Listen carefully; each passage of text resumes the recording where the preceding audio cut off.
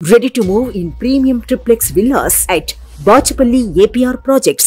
సార్వత్రిక ఎన్నికలు సమీపిస్తున్న నేపథ్యంలో తెలుగుదేశం పార్టీ తన అభ్యర్థుల మూడో జాబితాను విడుదల చేసింది. 13 మంది ఎంపీ అభ్యర్థులు, 11 మంది అసెంబ్లీ అభ్యర్థుల జాబితాను విడుదల చేసింది. కాంట్రవర్సీగా ఉన్న పెనుమూలూరు టికెట్ బోడే ప్రసాద్ దక్కించుకున్నారు.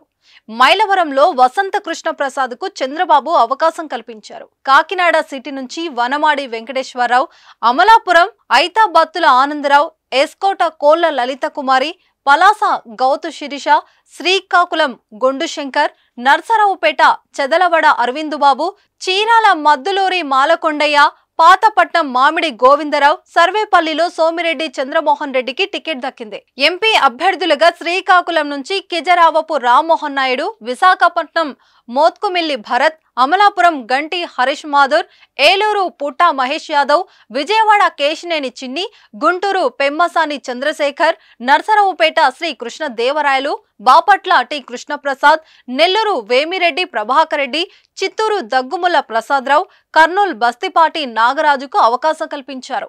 నంద్యాల ఎంపీ టికెట్ను ఇటీవల టీడీపీలో చేరిన బైరెడ్డి రాజశేఖర్ కుమార్తె శబరి దక్కించుకుంది. హిందూపురం ఎంపీగా బీజే పార్థసారథి పోటీ చేయనున్నారు. పొత్తులో భాగంగా టీడీపీ 144 అసెంబ్లీ స్థానాలు, 17 లోక్సభ సీట్లలో పోటీ చేయనుంది.